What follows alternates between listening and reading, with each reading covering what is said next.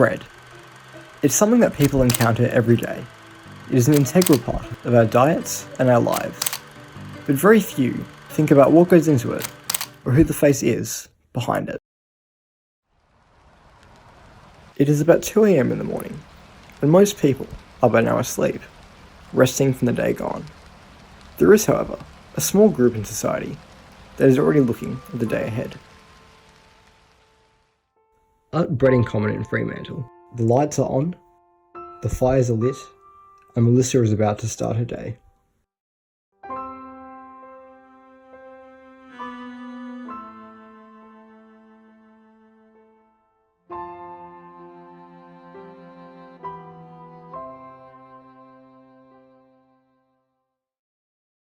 Hi, I'm Melissa. I work at Bread in Common. I've been a baker for 15 years.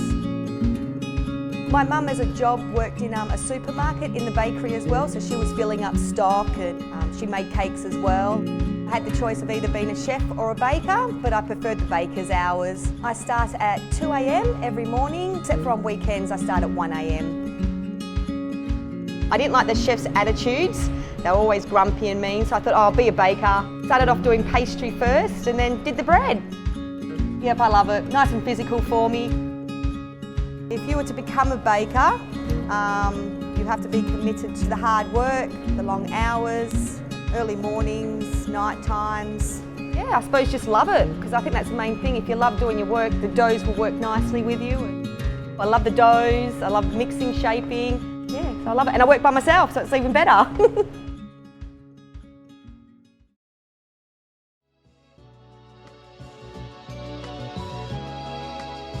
The sun rises, and the streets of Fremantle are already beginning to fill up as people start their day. It is here that Melissa's Bread is ready for the next step in its journey.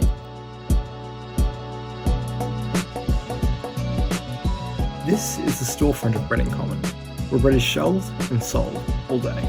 To most, the sheer amount of bread might make it appear that it was mass-produced. But to achieve this, Melissa has to start making it long before they even wake up. Handcrafting bread, loaf by loaf. This relationship between the baker and society is an ancient tradition, one that has developed over hundreds of years. Today, Melissa and Bread in Common continue this tradition. But since the rise of bakeries, something has happened. Get Wonder Bread fresh at your grocer's today. Now you just have to go as far as your favorite store for new earth grain. Here, Gardenia brings together some of the best technologies from all over the world to bring you the best quality bread. Innovation after innovation in technology has led to a rise in the mass production of supermarket bread over time. Now factories feature machinery that have got bread making down to a science.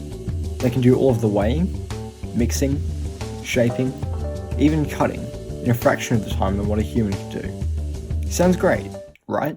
Except that the mass-produced bread movement is overshadowing the actual bakers that put in years of work to get to where they are. Instead of those who dedicate their lives to bread, machines based entirely around making a profit are dominating the market. Melissa says that this isn't the only reason to support independent bakeries. The actual bread is better too. It's good to support the local bakery because it supports the people and not all the machineries. I think our doughs are a bit different to supermarket doughs. They've got a lot more additives. We just have flour, water, salt. They also have a lot more machineries. I just do it all by hand. A handmade loaf gives you more control of the dough by the shaping, the moulding, and if it's over-proving, I can always knock it back and start again, which you can't do in a factory. And it's this attention to detail that really can't be replicated by any sort of machine, the baker's touch.